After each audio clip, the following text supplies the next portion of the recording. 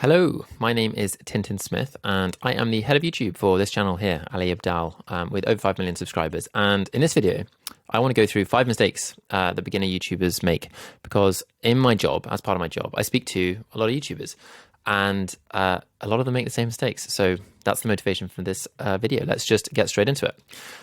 The first mistake is not knowing why you're doing it, not being really clear on why you are doing YouTube. It sounds really obvious, but it involves a little bit of interrogation, self-interrogation, and maybe sort of diving into some deeper motivations. But you've got to be really clear on why you're doing your YouTube channel, why you're making videos, and what you're really trying to achieve. What is the outcome that you actually want? So lots of people think that the outcome is that they really want is to grow an audience. But this isn't really a good goal, because it often isn't actually the thing that people want. The thing that people often want when they want to grow an audience is actually to make money. Or it could be to, let's just turn this into a numbered thingy. It could be to make money. It could be to get clients for your business. It could be that you want to express yourself. It could be that you want to learn how to make videos.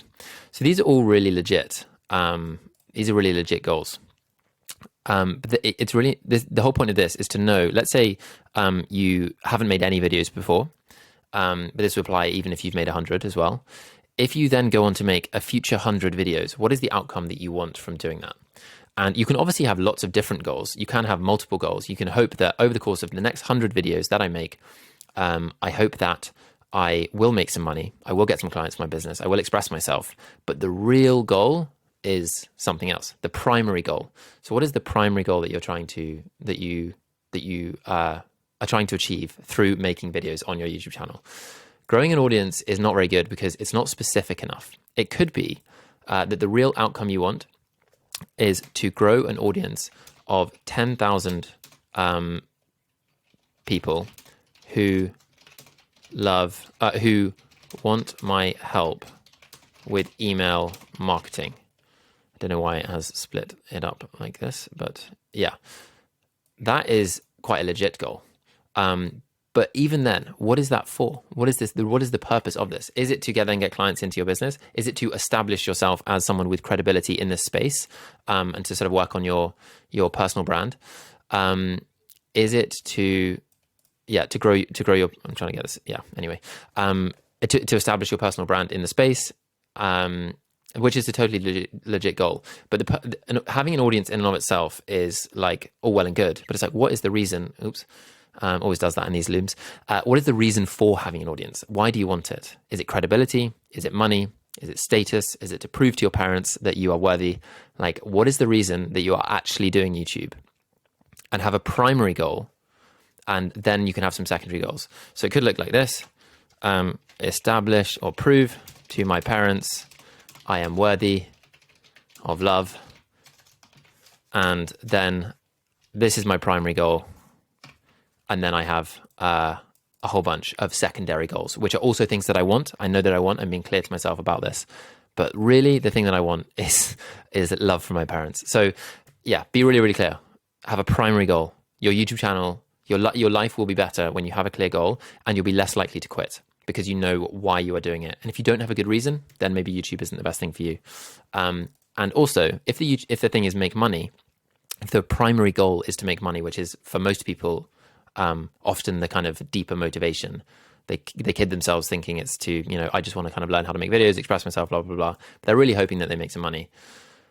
Then you need to be really honest with yourself about whether YouTube is the best option to make money. Because often it isn't the best route. Unless it's to get clients for your business, which it could be a good route. But if it's just to make money from AdSense and sponsors and stuff like that, just have an audience to monetize in general, then YouTube's probably not the right vehicle for that, because it takes a long time to grow a channel and to reach that point where you're making the money that you want to be making. So yeah, that and considering how hard it is to make videos and to learn about the whole process as well.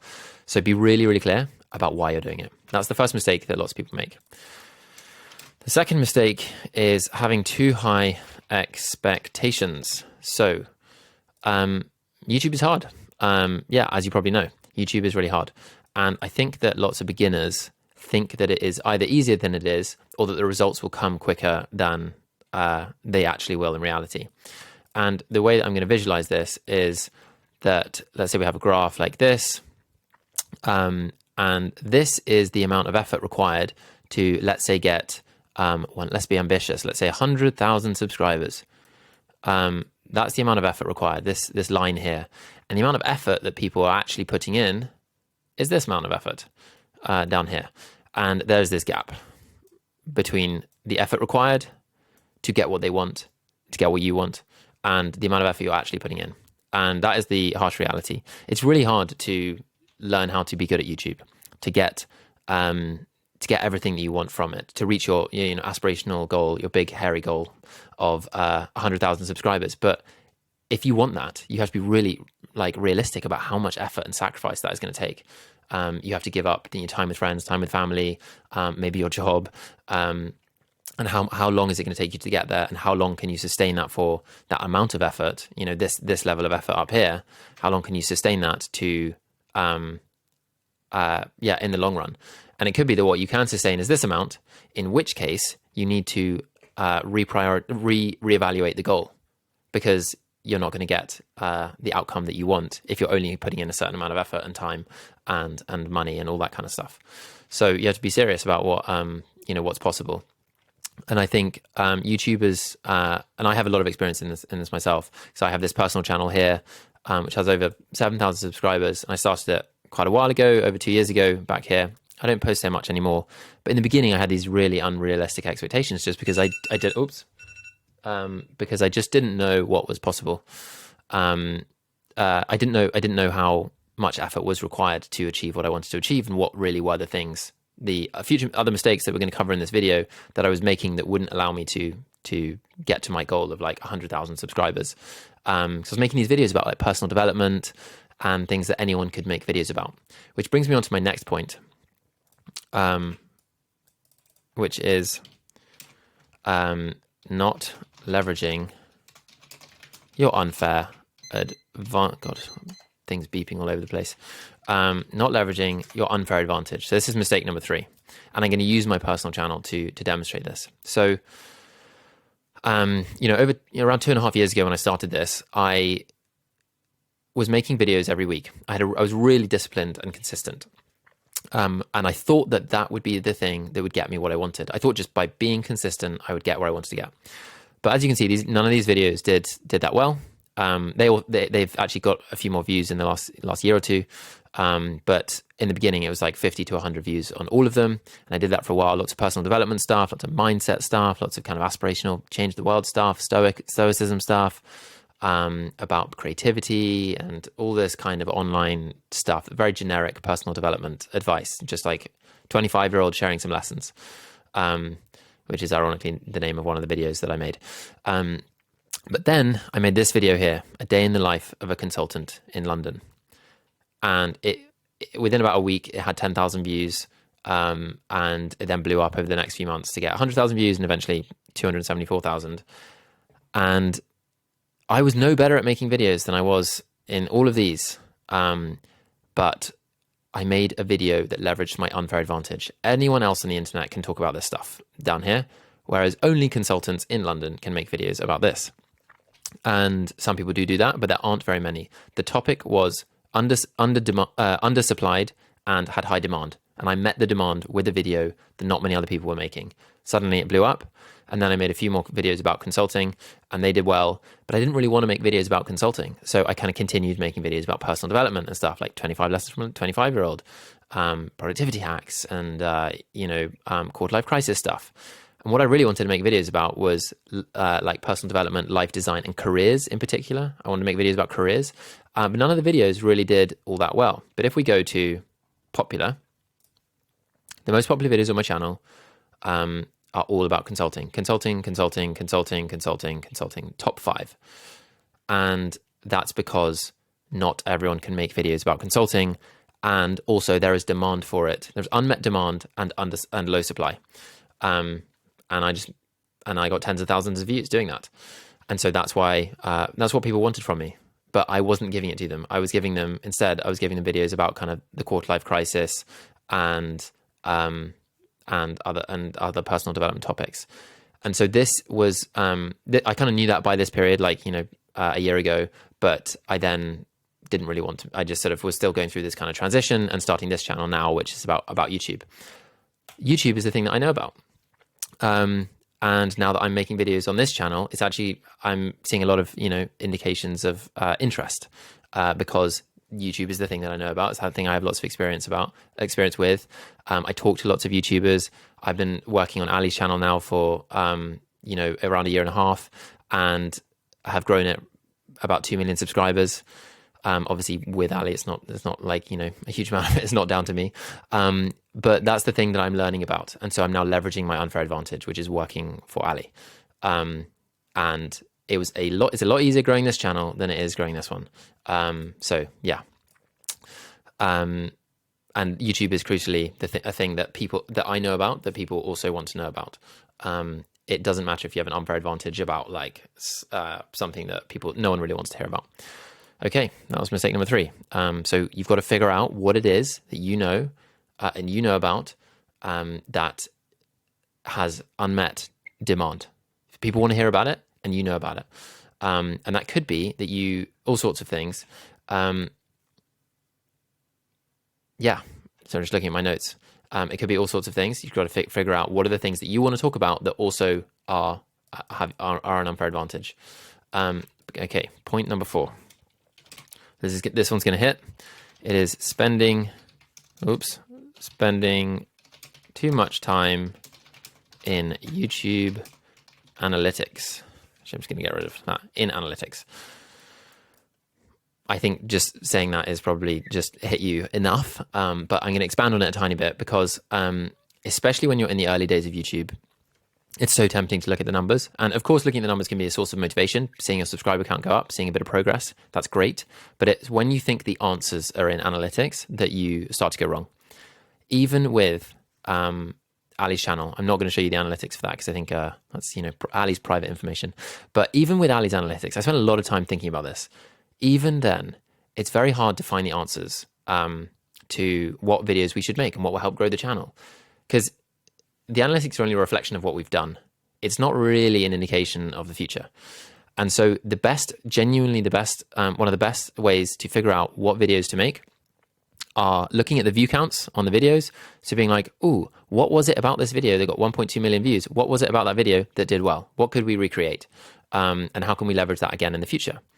And we go back, this one, 787,000 views in 2 months. That's a lot more than this one about reading. What is it about this video that made it do well? And how can we leverage that in the future? And to be honest, the main difference just here is that the fact that this one is about discipline and being more disciplined. This one is about reading. And maybe there's something about the title and thumbnail here that didn't quite land.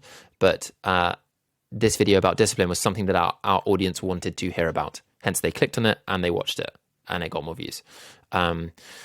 So view count is just really the most important indicator to look at for your channel. And then the second thing is just comments. So what do people say they want to hear about from you? What videos resonate with the audience? Which videos get the type of comments you want? What videos get the type of comments that you want to see on your channel? And what does your audience want from you? And can they help guide you towards your unfair advantage? Because sometimes it's really hard to know what this is, and you have to figure it out over time. It's not going to be immediately obvious to you, but the main thing is to then keep making videos and keep engaging with your audience and figuring out what is it that you can do to help serve them. Because ultimately, that's what you've got to do as an educational YouTuber. But spending too much time in analytics is such a huge mistake. It feels like it's time well spent, but it is not for the most part. Finally, mistake number 5 is not systemizing the process. So, regardless of how often you post videos, whether it's once a week, twice a week, once a month, once every 6 months, there can be a system for making videos. And let's assume you're making a video once a week. You need to systemize the process. And by systemize, I mean figuring out some kind of ideal week. I'm going to just draw this out. Ideal week So when in your week are you doing which things? So if you have a full-time job, for example, it could be that Monday evenings and Tuesday evenings you are spending time writing and figuring out what videos to make. And then on Wednesday evenings, you're filming. And then on like Sunday mornings, you are editing, or you're sort of communicating with your editor if you've outsourced editing, which you should do for the most part. Yeah, so figuring out what is the system, when am I doing the things each week, basically. And then it's other things like systemizing the actual process of making, I've written process over here, so it's kind of silly, but systemizing the actual process of the video production. So a system for collecting ideas. And mostly that comes down to just writing ideas down when you have them in one place. Then it's how do you turn an idea into a video title? And the system for that could just be that on a Monday evening, you drag 3 videos across in some kind of Kanban board or some kind of, I would recommend just using Notion, a Kanban board, and then spending 20 minutes figuring out the titles for all of those videos. You're not filming them, you're not doing any of that. You're just like figuring out the titles, and then you're writing down the content or scripting the videos and things like that. And then later on, you batch film them. So you film all the videos that you want to film in one go. Maybe it's once a month. You film 4 videos, and that way you can then post the 4 once a week.